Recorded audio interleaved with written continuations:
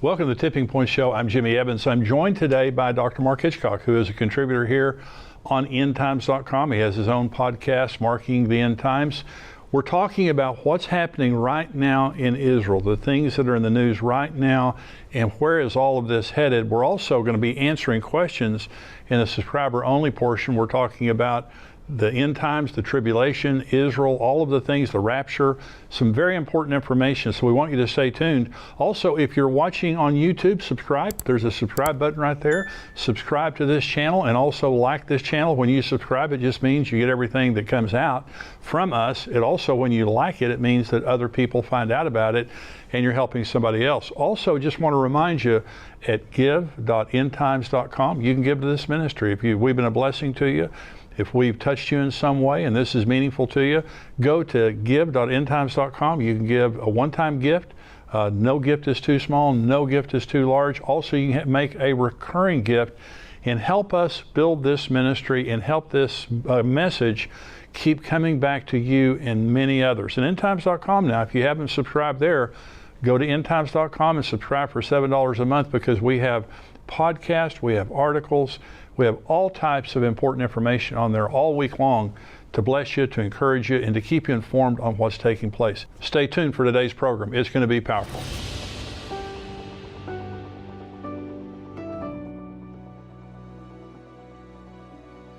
Well, I'm joined today by Dr. Mark Hitchcock. He is the senior pastor of Faith Bible Church in Edmond, Oklahoma. He's also a regular contributor here. He's written over 30 books on the end times, and he has his own podcast called Marking the End Times here on endtimes.com. He's a part of our conferences, everything that we do. And we're talking today about what's happening in Israel, the headlines that are happening in Israel. We'll also be answering questions from our subscribers. Mark, thank you for joining me today. Great to be with you again, as always. We have this new book that we have just written together. It's called What's Next? The Israel-Gaza War, Connecting Today's Headlines for Tomorrow's Prophetic Events. And so this book, it was actually held up a couple of weeks by Amazon, but we talk in here about kind of the past, and you've done some podcasts recently on where Israel came from. In other words, is this actually their land, or are they occupiers, as people are saying? We talk about that in here. We talk about what's happening right now. We also talk about the prophetic implications of what's happening. What's happening in Israel right now is on a scale from 1 to 10, just in my mind prophetically, this is a 10.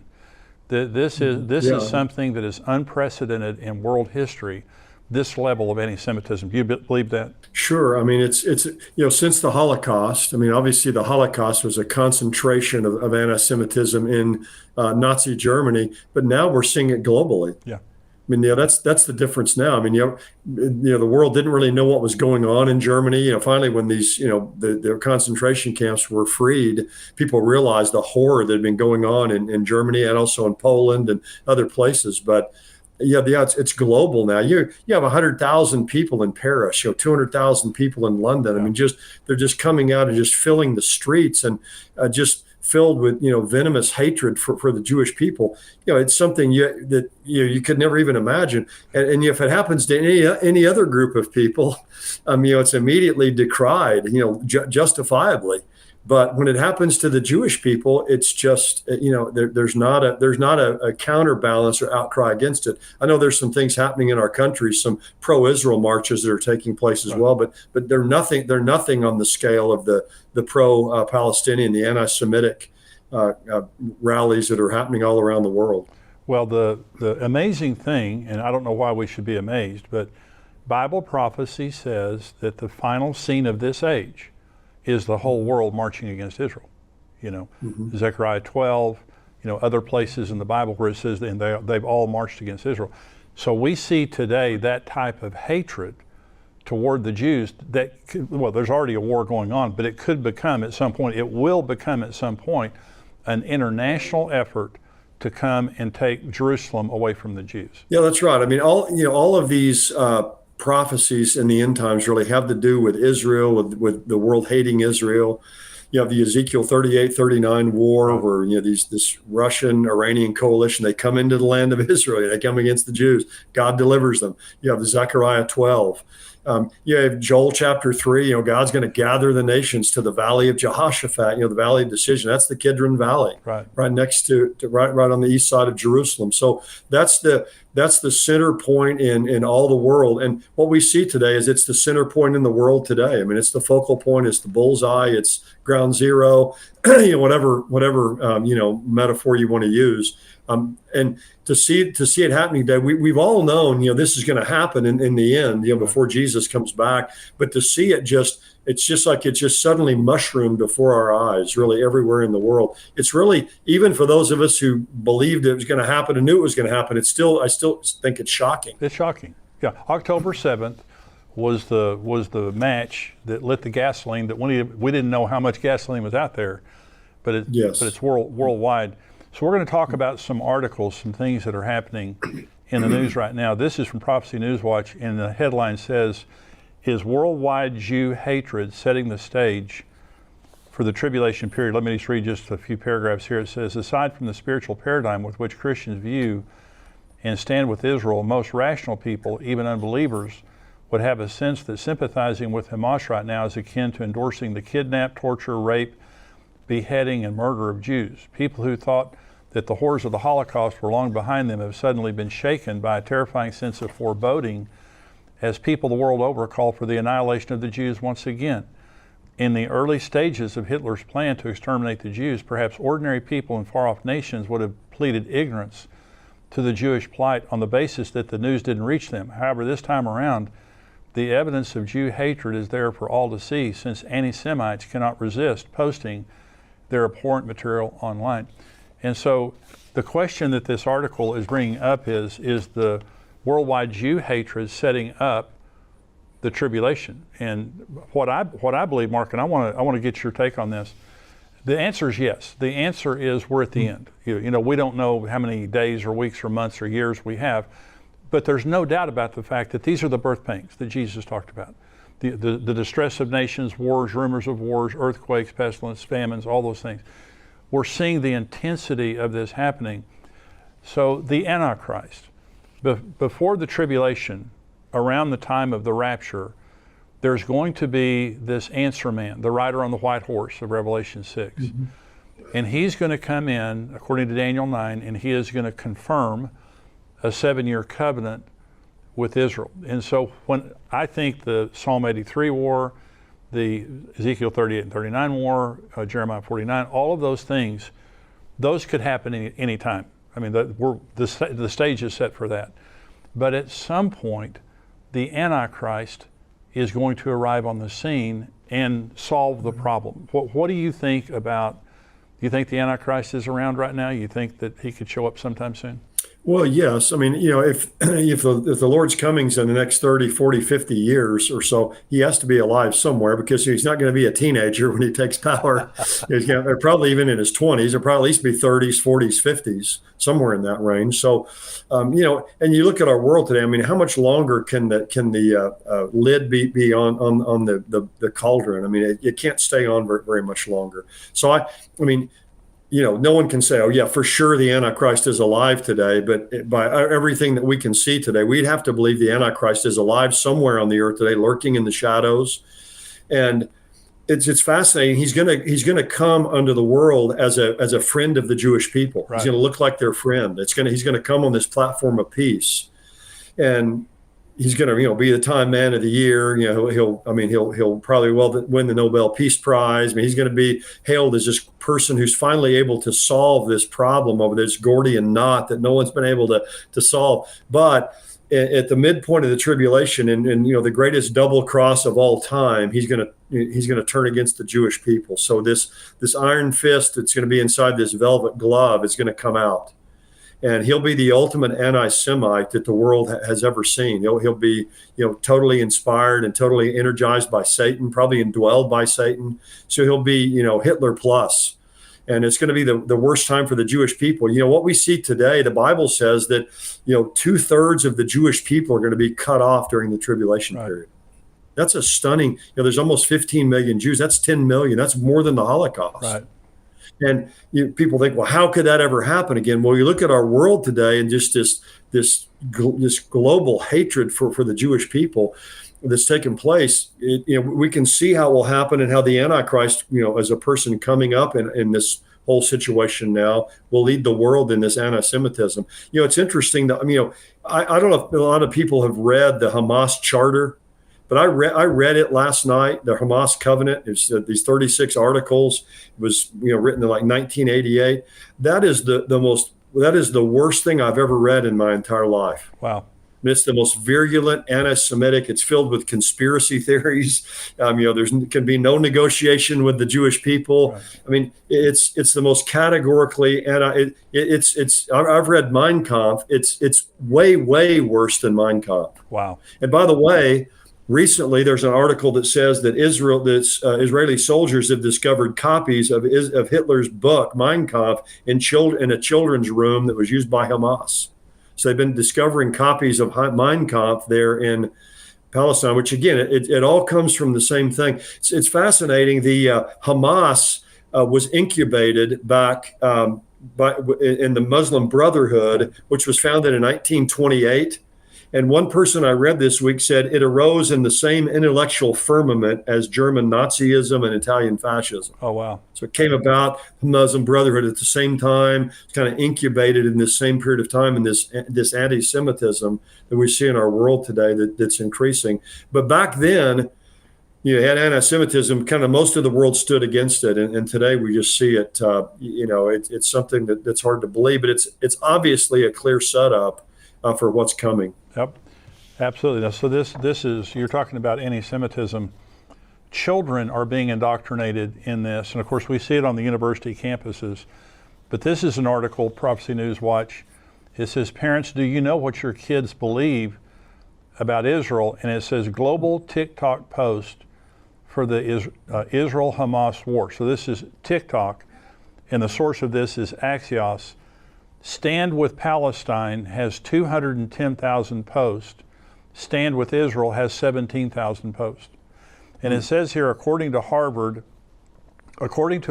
Harris poll, 51% of Americans aged 18 to 24 believe Hamas was justified in its brutal terrorist attack on innocent Israeli citizens on October 7th. What about those under the age of 18? What do they think about Israel?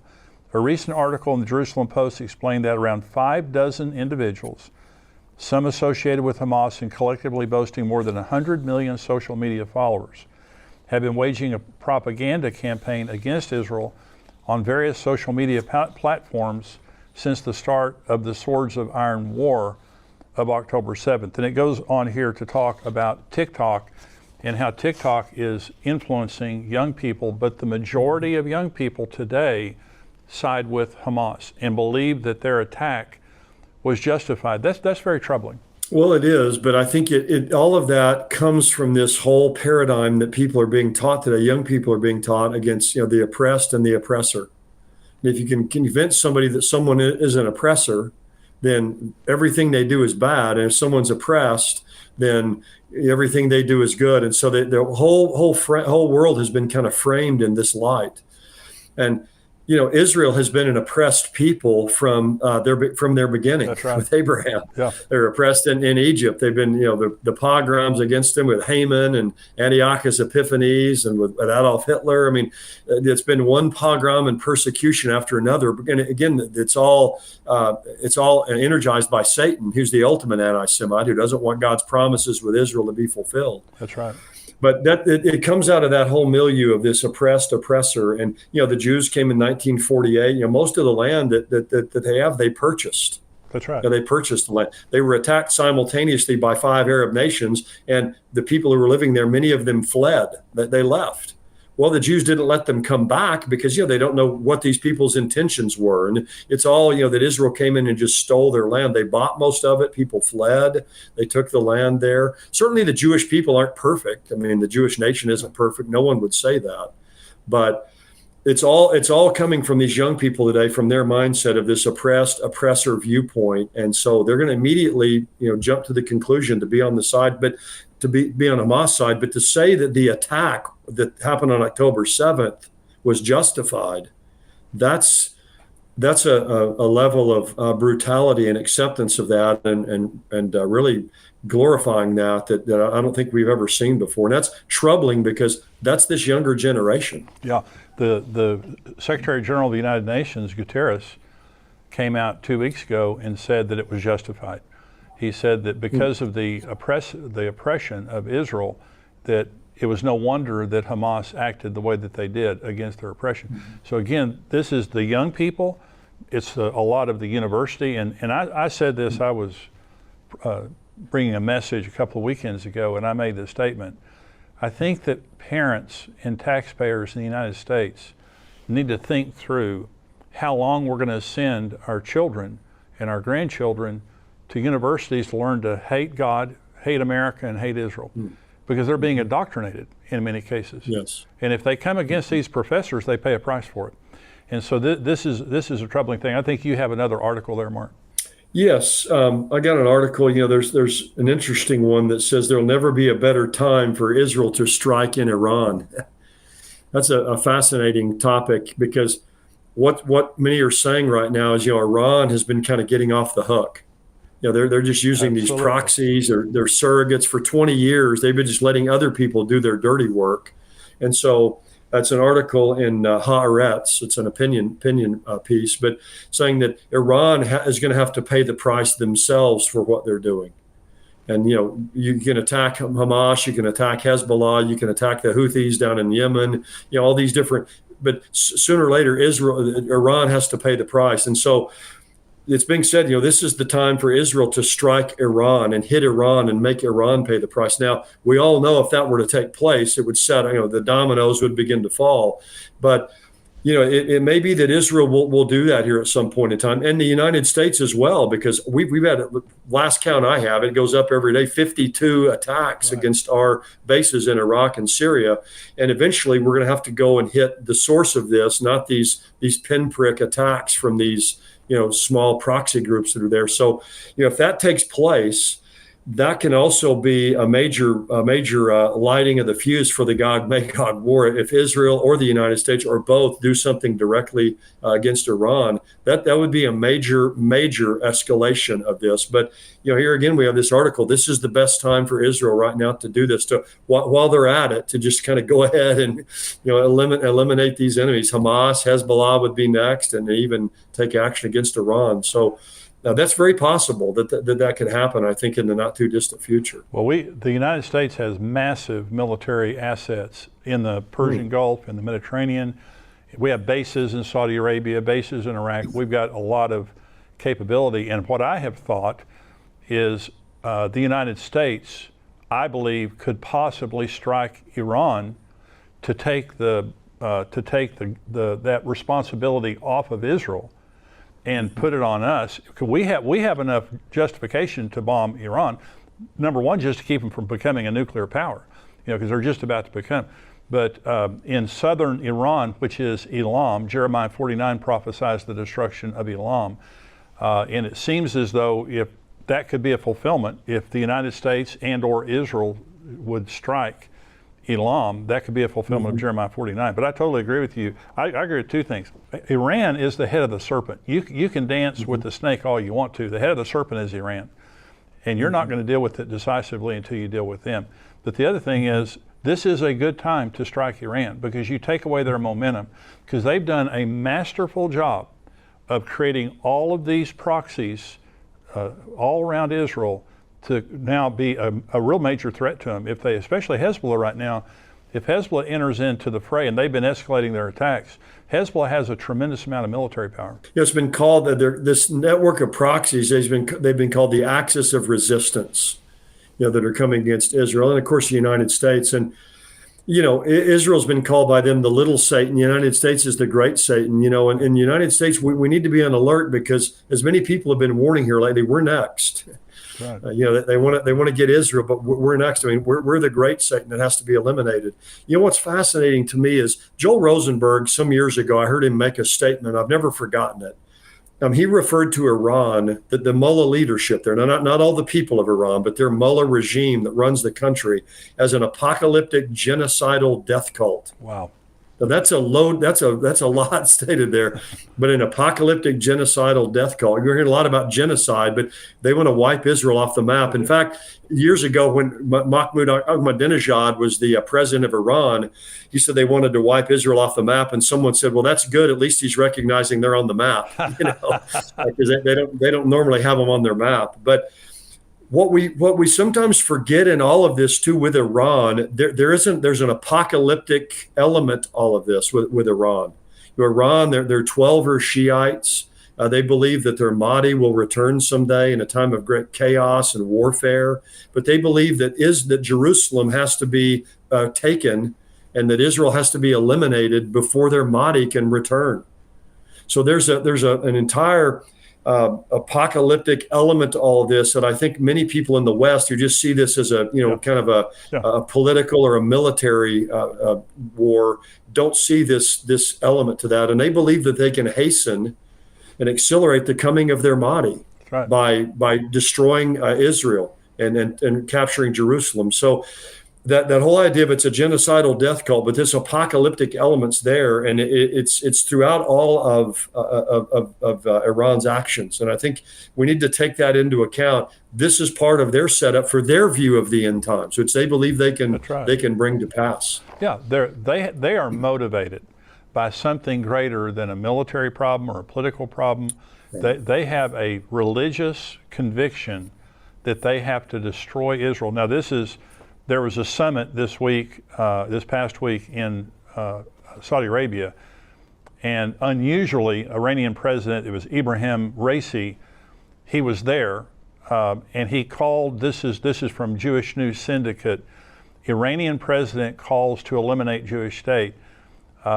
Iranian President Ibrahim Raisi called on Saturday for the creation of a Palestinian state from the river to the sea, a genocidal rallying cry necessitating the destruction of Israel. The Jewish state is bordered by the Jordan River on the east and the Mediterranean Sea to the west. Raisi made the threat in Saudi Arabia at a summit of Arab and Muslim leaders on Israel's war against the Hamas terror group. And this is quoting him now. The only solution for this conflict is the resistance continuing against the Israeli oppression until the establishment of a Palestinian state from the river to the sea. Raisi also called for the West to sanction and boycott the Jewish state for charges to be leveled against Israel and the United States at the International Criminal Court and for inspections of the Jewish state's nuclear facilities. So this is, he wants Israel to, he's just coming out openly and saying it. And again, Mark, this is the power behind all the proxies that are causing the immediate problems for Israel. They want Israel destroyed. And so this is in the headlines. So this is why I'm saying at the beginning, I just don't see this getting better. Now, until the Antichrist shows up. Mm-hmm. I think this is a cauldron that is going to sit there and stew.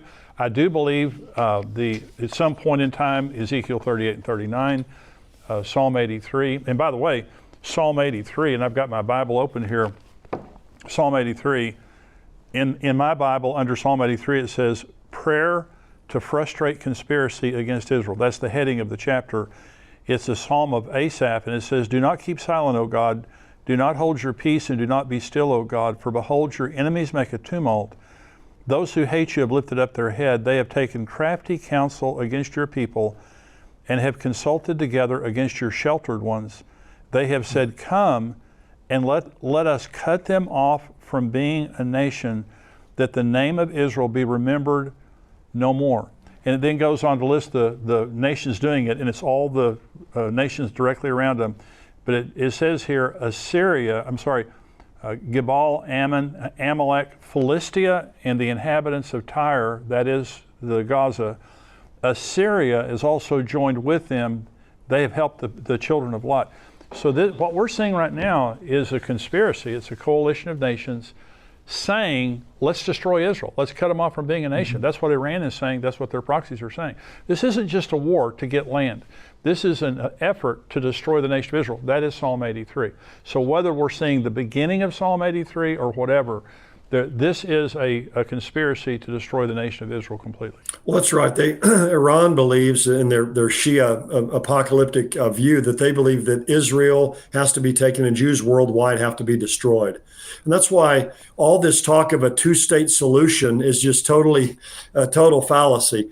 They want to go back to 1967 borders for a two-state solution. Well, what happened in 1967? Israel was constantly being attacked. That's so that's just a total smoke screen, to have this two states. So they don't want to, as you just read in that article, that the president of Iran, the Ayatollah there, they don't want a two-state solution. That's right. It's from the river to the sea. That's right. They want Israel eliminated. All the two-state solution is, the so-called two-state solution people talk about, is just a step, one more step to wiping out the Jewish people. And if the Jewish people give up the Golan Heights, if those who've been to Israel, they're finished. Yeah. So that's the goal. It's the total eradication of Israel, and that's what the Bible says. That's where the Bible says everything is headed, and the Antichrist will be Satan's final instrument to try to bring that to pass. But the good news is that ultimately God will deliver his people. They will be preserved,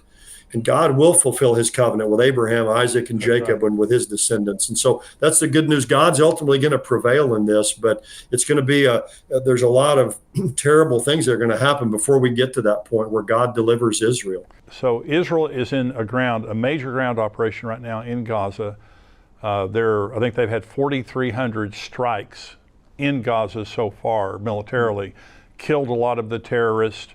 The Prime Minister Netanyahu has stated openly that when this is over, they're not giving control of this back to obviously Hamas or the Palestinian Authority, that Israel will occupy Gaza. I don't know if it's indefinitely, but this adds another dimension to the problem already. A two-state solution says that East Jerusalem, the West Bank, possibly the Golan Heights goes back to Syria. But a two-state solution just means they had already given up the Gaza. Now they're taking it back, is what Netanyahu is saying. Then you have East Jerusalem. What do you think the significance of that is, that Israel is taking control of Gaza? Well, it's just going to continue. The outcry in the world is just going to become greater and greater against that. Because again, it's just going to reinforce this idea. Well, they're occupiers. They're the oppressors. Israel's been out of Gaza since 2006. They have their own government there. In fact, a friend of mine just sent me a picture, our guide in Israel, Ronnie Cohen, of the Golani Brigade inside the headquarters of Hamas in Gaza City. They've taken that. So they've taken but it's just going to increase this idea, that they're the oppressors. But Israel's been out of there since 2006. That they've had their own government. Yeah. Gaza, with all the money they've received, the three leaders of Hamas combined are worth $7 billion. Oh my gosh! Yeah, the main two leaders are each worth $3 billion. The third in command is worth $2 billion. So the commanders of Hamas, the three leaders, are worth $7 billion. Where's all this money that's been going in there? Where's it been going to line their pockets? Gaza should be a resort. It ought to be like Qatar. It ought to be like these beautiful places in the Middle East. All the money that's flowing in there, they can do whatever they want there. But they have a venomous, satanically energized hatred for Israel that blinds them to everything else. But that's the problem when Israel, if Israel stays there and occupies that area for some period of time, it's just going to reinforce this idea that Israel are occupiers, and it's just going to ratchet up even more the anti-Semitism in our world today, tragically. But they have to do that to protect themselves. Yeah, well, this no-win situation for Israel. It's a no-win. There's nothing they can do right in this situation. We're going to go to the subscriber-only portion of the program right now, but before we do that, let me tell you, Mark and I have our new book, What's Next? The Israel-Gaza War, connecting today's headlines to tomorrow's prophetic events. It's talking about what's happening right now in Israel, in the Middle East, and the prophetic implications. If you don't have a copy of this, go to Amazon.com and you can get a copy of this book right now. Let me also say, if this program has been a blessing to you, maybe even if you're a subscriber, I want you to give. I want you to consider helping us out financially. We're expanding as a ministry. We're trying to add new features and new people on the site. And so you can go to give.endtimes.com. You can give any size gift. No gift is too small. No gift is too large. And also you can give a recurring gift. If you want to give every month or every quarter, whatever, you can make your gift a recurring gift. So go there right now if you haven't already. If you're not a subscriber, go to endtimes.com, $7 a month. We would love to have you become a subscriber so you can get everything we have, the full show, all of our podcasts, all of our articles, endtimes.com. If you are a subscriber, stay tuned. We're going to answer your question.